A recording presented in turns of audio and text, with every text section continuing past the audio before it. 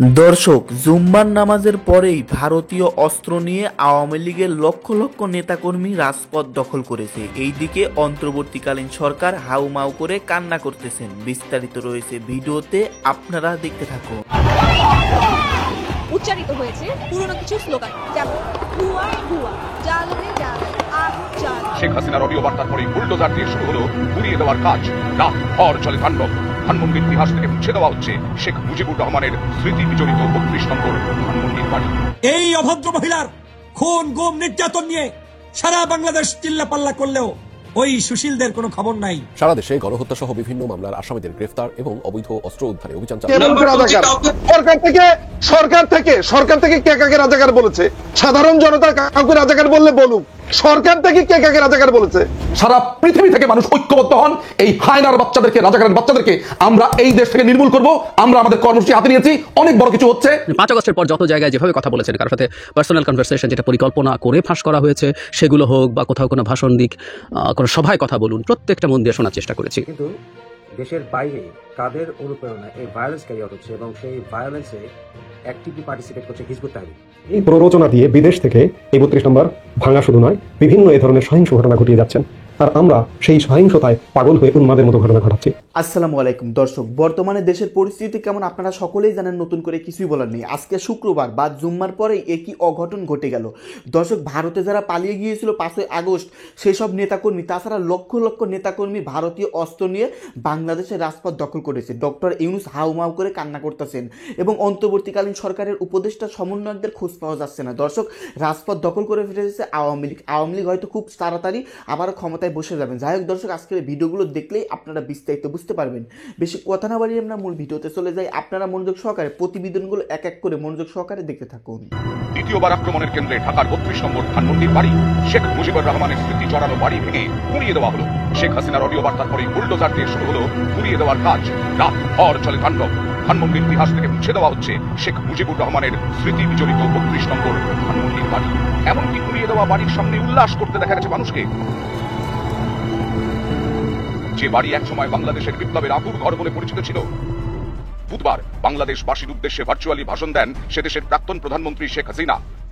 আমাদের মুক্তিযুদ্ধের ইতিহাস, আমাদের গৌরবের ইতিহাস, আমাদের বিজয়ের ইতিহাস, এই ইতিহাসকে মুছে ফেলতে পারবে না। আমি জানি এটা মুছে ফেলার চেষ্টা হচ্ছে। আমি তো আমার নিজের জন্য কিছু করতে যাইনি। একমাত্র ৩২ নম্বর বাড়িটা, সেটাও তো আমি জনগণকে দান করে দিয়েছি। আমরা 2 বোন, হ্যাঁ, জাতির পিতা পরিবারের নিরাপত্তা দেওয়ার জন্য একটা আইন করা হয়েছিল। সেই সূত্রে একটা বাড়ি রেহানাকে থাকতে দেওয়া হয়েছিল। আর আমার স্বামী, তিনিও চাকরিজীবী নিউক্লিয়ার সায়েন্টিস্ট ছিলেন, তার একটা বাড়ি 5 নম্বরে, যেটা জয়পুতুলের। আজকে সেই বাড়িও পুড়িয়ে দেওয়া হয়েছে। তার ভাষণ সম্প্রচারের কথা আগেই ঘোষণা করে আওয়ামী লীগ ও ছাত্রলীগ। তা নিয়ে হাসিনা বিরোধীদের ক্ষোভও বাড়ছিল ক্রমে ক্রমে। বুধবার হাসিনার ভাষণ শুরুর আগেই সেই রোষ গিয়ে পড়ে ৩২ নম্বর ধানমন্ডির বাড়িতে। আর ৩২ নম্বর, এটা তো আমরা কোনো ব্যক্তিগতভাবে ব্যবহার করিনি। মিউজিয়াম, সারা বিশ্বের অনেক বড় বড় নেতারা এসেছেন, রাষ্ট্রপ্রধান এসেছেন, সরকার প্রধান এসেছেন, ওই বাড়ি ভিজিট করেছেন। আজকে সেই বাড়িটা ভেঙে ফেলা হচ্ছে কেন? বাড়িটার কি অপরাধ? ওই বাড়িটাকে কেন এত ভয়? আমি দেশের মানুষের কাছে আজকে বিচার চাই, আমি দেশের জনগণের কাছে বিচার চাই। বলুন আপনারা, আমি কি আপনাদের কিছু করিনি? তাহলে কেন এই অপমান? কেন এই বাড়িটা ভাঙা হবে? এই বাড়ি থেকে তো স্বাধীনতার ঘোষণা দিয়েছিলেন জাতির পিতা, আর স্বাধীন দেশ হয়েছিল বলেই তো আজকে বাংলাদেশ এত উন্নত হয়েছে। তাহলে এই বাড়ি কারা ভাঙে? আমি আপনাদের কাছে, দেশের জনগণের কাছে বিচার চাই। মুজিবের বাড়িতে তাণ্ডব, ভাঙচুর চালায় জনতা। পরে সেখানেও অগ্নিসংযোগ করা হয়। বঙ্গবন্ধুর শেষ স্মৃতিটুকু যখন ভাঙছে দানব সব যন্ত্র, তখন বাইরে উচ্ছ্বাস, স্লোগানে মত্ত সে দেশের মানুষই। গত 5ই আগস্ট বাংলাদেশের হাসিনা সরকারের পতন হয়। তার 6 মাস পূর্তিতে বুধবার সোশ্যাল মিডিয়ায় ভাষণ দেন শেখ হাসিনা। যে স্মৃতিটুকু নিয়ে 2 বোন বেঁচেছিলাম, আজকে সেই স্মৃতিটুকু ভেঙে ফেলা হচ্ছে। এর আগে আগুন দিয়ে পুড়িয়েছে, আজকে তা ভেঙে ফেলা হচ্ছে। হ্যাঁ, একটা দালান ভেঙে ফেলতে পারে, ইতিহাস মুছতে পারবে না। 5 ফেব্রুয়ারি শেখ হাসিনা ছাত্রলীগের সাথে ভাষণ দেবেন। এই পরিস্থিতিতেই ৩২ নম্বর বাড়ির দিকে জনগণ যেতে শুরু করে। এটা এক ধরনের চাপ বলা যেতে পারে, যে তুমি যদি ভাষণ দাও তাহলে আমরা এটা করব। কিন্তু শেখ হাসিনা সেই চাপ গ্রহণ করলেন না। তিনি একটা ভাষণ দিলেন। ভাষণটা আমাদের সামনে চলে এসছে এবং আমি বলেছি আমাদের দেশের মিডিয়া এটাকে পাবলিশ না করলে, এটা নিয়ে কথা না বললেও আমি মনে করি এটা আসলে শোনা দরকার, বোঝা দরকার এবং শোনা দরকার, উইচ ইজ ভেরি ইম্পর্টেন্ট। কারণ আমি ওনার এই ভাষণটা মানে 5 আগস্টের পর যত জায়গায় যেভাবে কথা বলেছেন, কারোর সাথে পার্সোনাল কনভারসেশন যেটা পরিকল্পনা করে ফাঁস করা হয়েছে, সেগুলো হোক বা কোথাও কোনো ভাষণ দিক, কোনো সভায় কথা বলুন, প্রত্যেকটা মন দিয়ে শোনার চেষ্টা করেছি। কারণ বহুবার বলেছি, আপনারা নিশ্চয়ই জানেন যে একটা মানুষের সবচেয়ে ভালো কমিউনিকেশন পাওয়া যায় তাকে দেখলে কথা বলার সময়। কিন্তু আমরা সেটা যেতে পারছি না, অন্তত তার বক্তব্য শোনা, তার তিনি কীভাবে কথা বলছেন, তার স্ট্রেস, তার ইন্টোনেশন, এটাকে ইনফ্লেকশন অফ ভয়েস বলে। সো আমি শুনেছি এবং আমি একটা খুব স্পষ্ট ভিন্নতা দেখতে পেয়েছি। আমি এই জায়গাটায় আসবো। আমি আবারও বলছি, 5 আগস্টের পরও তার অন্যান্য ভাষণ যেমন ছিল সেই তুলনায় এর মধ্যে একটা স্পষ্ট ভিন্নতা আছে। শেষ অংশে সেটা বলবো। কি বললেন আসলে আমরা প্রেডিক্ট করতে পারি উনি কি বলবেন। ওনার স্বজন হারানোর বেদনা আমরা দীর্ঘদিন ধরে শুনেছি। তার বাবা, তার পরিবারে কি হয়েছে খুঁটিয়ে প্রত্যেকের বর্ণনা সেগুলো বলছেন। ডক্টর ইউনূসের বিরুদ্ধে অনেক কথাবার্তা, যত ঘটনা ঘটেছে, ছাত্র জনতা, সাংবাদিক, পুলিশ সব হত্যাকাণ্ড ডক্টর ইউনূস ঘটিয়েছেন। শুধু সেটা না, ডক্টর ইউনূসকে আরও ক্ষোভ ছাড়াচ্ছেন। আমি সেই প্রসঙ্গে পরে আসতে কিছু পয়েন্ট টুকে রেখেছি শুনতে মানে যুক্তি দিচ্ছেন না। শেখ হাসিনার যুক্তি খেয়াল করুন। মানে নারীদের ফুটবল বন্ধ প্রসঙ্গে ওনার যুক্তি হচ্ছে, প্রথম ইসলাম গ্রহণ করেছেন একজন নারী, উনি খাদিজার কথা বলছিলেন। মানে এটা হলো যুক্তি, উনি মনে করেন এই হতে তার লেভেল, পাল্টা মন্তব্য করার কিছু নেই। শিক্ষকরা বিভিন্ন জায়গায় অপমানিত হয়েছে, স্টুডেন্টরা শিক্ষকদেরকে ধরে পদত্যাগ করিয়েছে, তাদেরকে স্কুল থেকে বের করে দিয়েছে। কোনো ক্ষেত্রে বা কিছু ক্ষেত্রে এটা ঘটেছে, বিশেষ করে শেখ হাসিনার পতনের পর। উচিত হয় নাই। এবং আবার শিক্ষক কিনে প্রশ্ন আসে, মানে শেখ হাসিনার সময় বহু আওয়ামী ডাকাত শিক্ষক হিসেবে বসে গিয়েছিল, তারপরও যেভাবে তাদেরকে পদ থেকে সরানো হয়েছে এটা অসুন্দর হয়েছে, এটা অন্যায় হয়েছে। কিন্তু এখানে খুব ফানি একটা ঘটনা, মানে একটা মানুষ কত নীচ উনি যুক্তি দিচ্ছেন।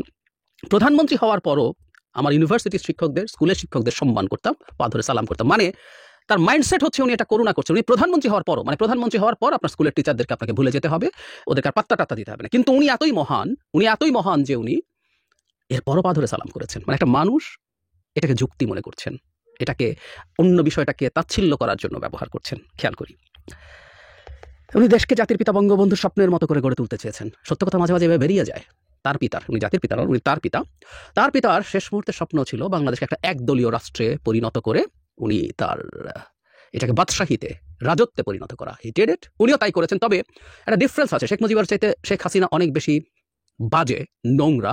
কারণ শেখ মুজিব যা করেছেন প্রকাশ্যভাবে, সৎভাবে করেছেন। উনি কনস্টিটিউশনে 4th অ্যামেন্ডমেন্ট করে এটাকে একদলীয় রাষ্ট্রে পরিণত করেছেন। শেখ হাসিনা কার্যত তাই করেছেন, কিন্তু প্রতারণামূলকভাবে, গণতন্ত্রের মুখোশ রেখে। এটা আরো বিভৎস, আরো জঘন্য।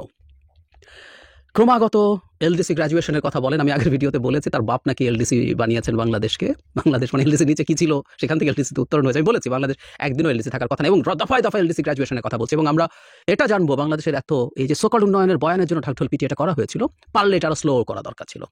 নেপাল এটা পিছিয়ে দিতে বলেছে, আমরা অনেকে দেখেছি নিশ্চয়ই। কারণ এটা গেলেই আমাদের অনেকটা ট্যারিফ সুবিধা চলে যায়। 26 সাল হচ্ছে আমাদের গ্র্যাজুয়েশন, আরও 3 বছর মানে 29 পর্যন্ত আমাদের যাবতীয় সমস্যা মূলত শুরু হবে 29-এর পর। কারণ 26 এলডিসি গ্র্যাজুয়েশন হলেও যে এলডিসি হিসাবে আমরা যেসব সুবিধা পেতাম বিভিন্ন ক্ষেত্রে, সেগুলো 29 পর্যন্ত বলবৎ থাকবে। এরপর এটা আসলে চলে যখন যাবে, আমরা বড় বিপদে পড়তে যাচ্ছি। কপিরাইট, ট্যারিফ সুবিধা সব উঠে যাবে। আমরা যদি আমাদেরকে এর মধ্যে যোগ্য করে তুলতে না পারি, আমরা ভয়াবহ বিপদে পড়ব। ক্রমাগত যে কাজটা করছেন এটা সিন্ডিকেট। আমরা এই ব্যাপারে সতর্ক থাকবো। আওয়ামী লীগের হয়ে যারাই কথা বলছেন একই কথা, মানে ভার্বাটিম, আগের বারও যা বলেছে এবারও তা। পুলিশকে নিয়ে এটা করা হয়েছে, ওটা করা হয়েছে, প্রেগনেন্ট পুলিশকে এই করেছে সেই করেছে, মিথ্যাচার। এটা ক্রমাগত হচ্ছে, এটা ক্রমাগত হবে। মানে পুলিশকে ডিমোরালাইজ যত করে রাখা যায়, আমাদের স্টেট, আমাদের সরকার ততই ঠিকঠাক মতো ফাংশন করতে পারবে না। সো এটা একেবারে পরিকল্পিতভাবে হচ্ছে, ভবিষ্যতে আরও হবে, আমরা নিশ্চিত থাকতে পারি। এবং এই পুলিশের বিচার হচ্ছে না কেন, এই কথা বলেও উনি দারুণ ন্যায় বিচার খেলা দেখানোর চেষ্টা করছেন। মাঝে মাঝে বলেন, এবং সবচেয়ে এটা বলার পর আসলে হাসি চলে এসছে। আপনারা শুনবেন, আমি প্রত্যেককে বলছি, আমার কি অপরাধ, আমার অপরাধটা কি, আমি সেটা জানতে চাই। মানে উনি ওনার অপরাধটা কি সেটা জানতে চান। মানে একটা মানুষ এরকম প্রশ্ন করতে পারেন, তিনি মনে করছেন সেটা ইন্টারেস্টিং। মানে এটা উনি যদি ট্রুলি ফিল না করেন বা ফিল করেও যদি থাকেন, এটা বলা যায়, ভেরি ইন্টারেস্টিং। কিছু বলতে চাই না এই প্রসঙ্গে।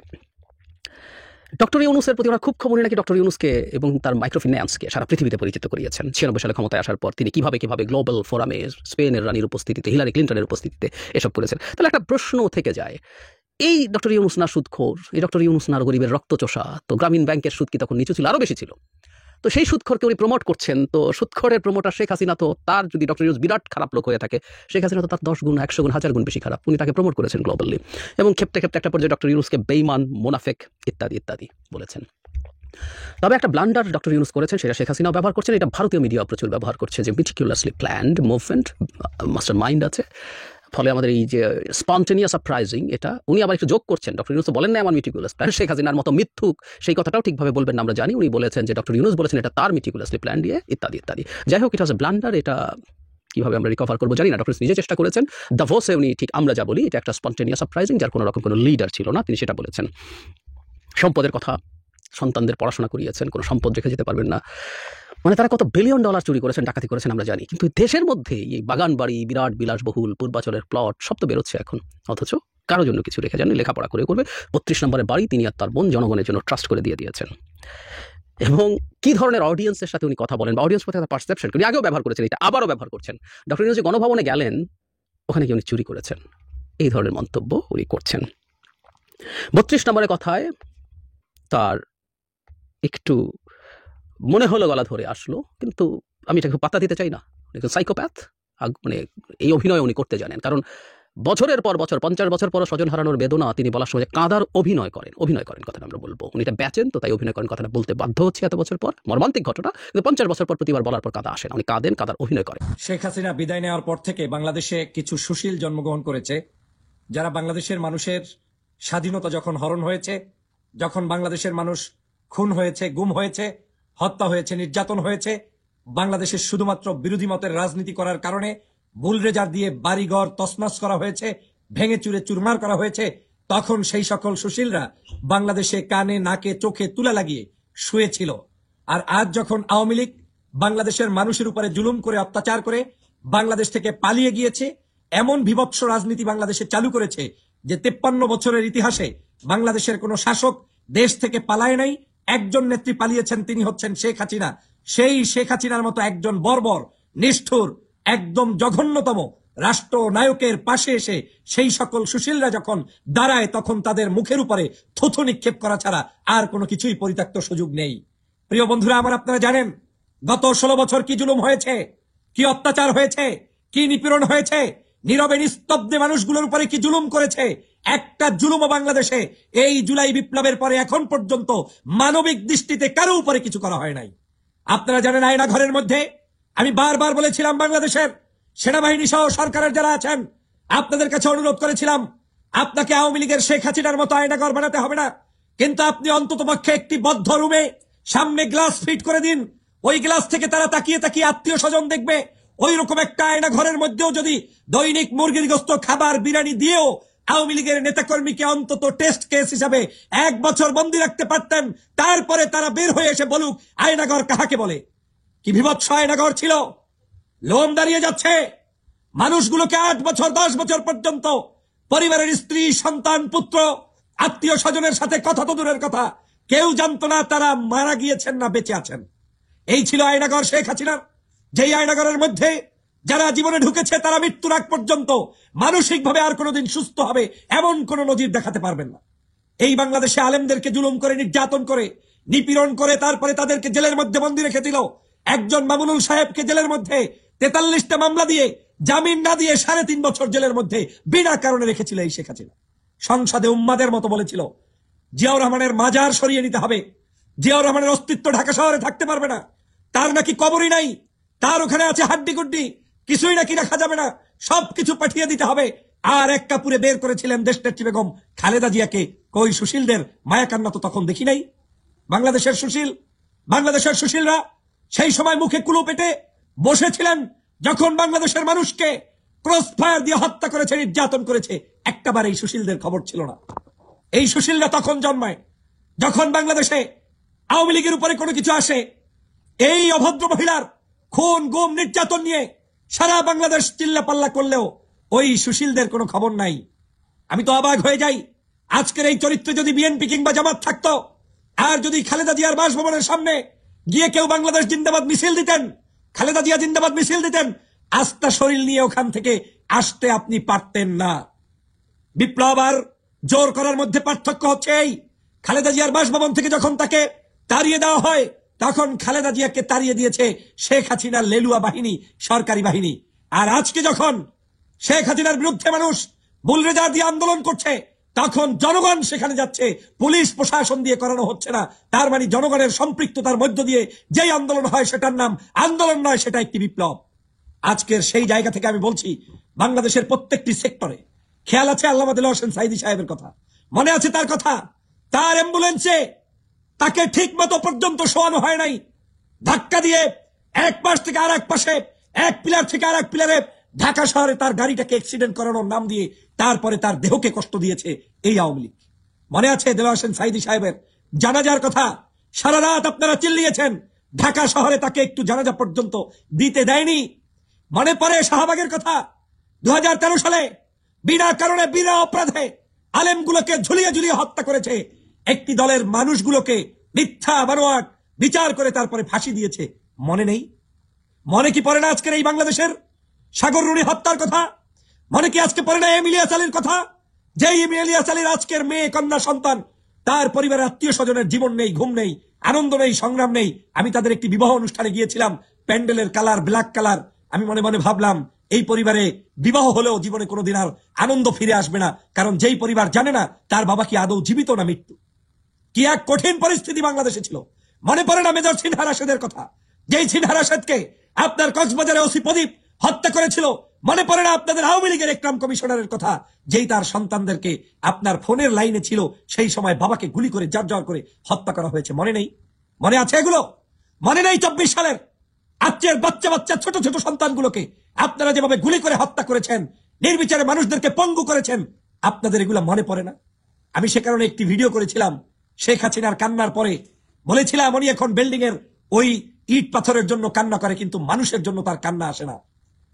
কত বড় নির্লজ্জ বেহায়া মহিলা, যার আগামী 20-50 বছরে যদি জীবিত যতদিন থাকবে অতদিন অন্তত মুখ থেকে আর কথা বের হওয়ার কথা না।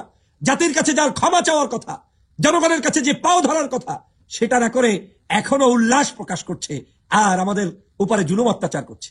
মনে নাই আওয়ামী লীগের এই 24-এর বিপ্লবী আওয়ামী লীগের যারা আজকের পেইড এজেন্ট দালাল ছিল, যারা অনলাইনের অ্যাক্টিভিস্ট করত, সেই অ্যাক্টিভিস্টরা তখন লিখেছিল ধূপ ধাপ ধূপ ধাপ।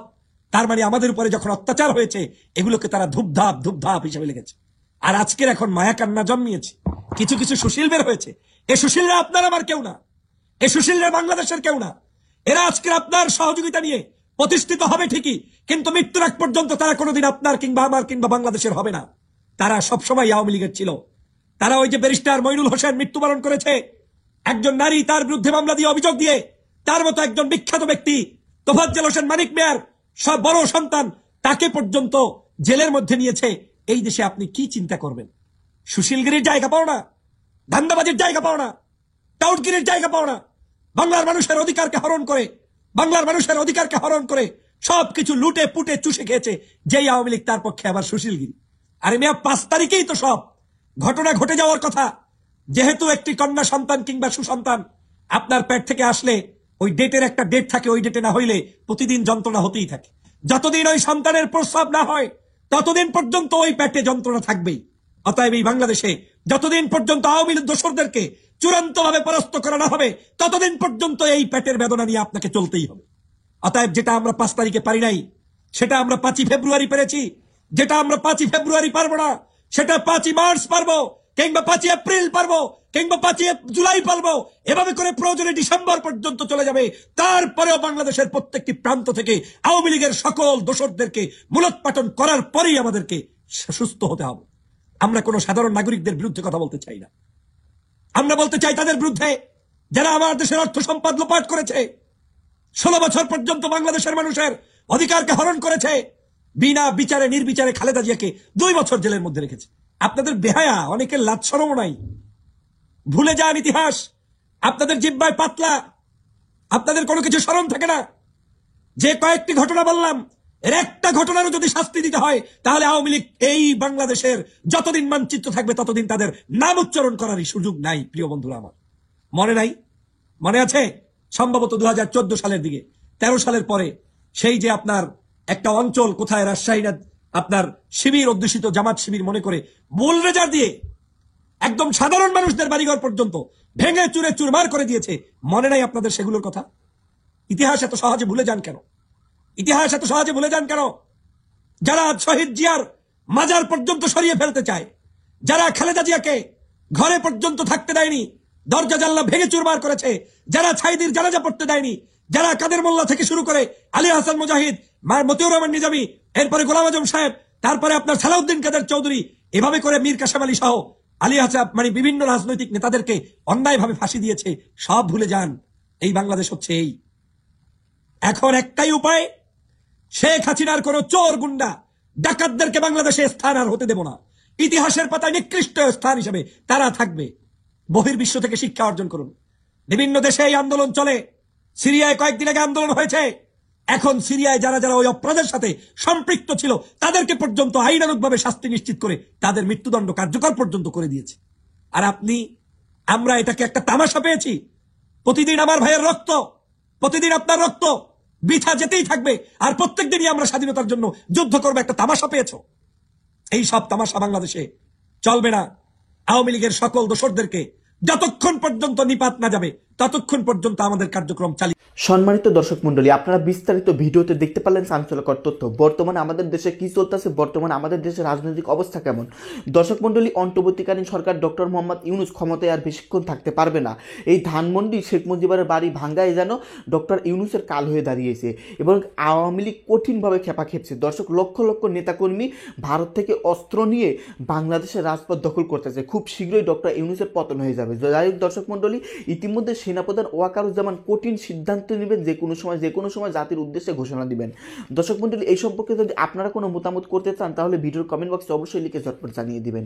ভিডিওর সঙ্গে সম্পূর্ণ থাকার জন্য আপনাদের সবাইকে অসংখ্য ধন্যবাদ।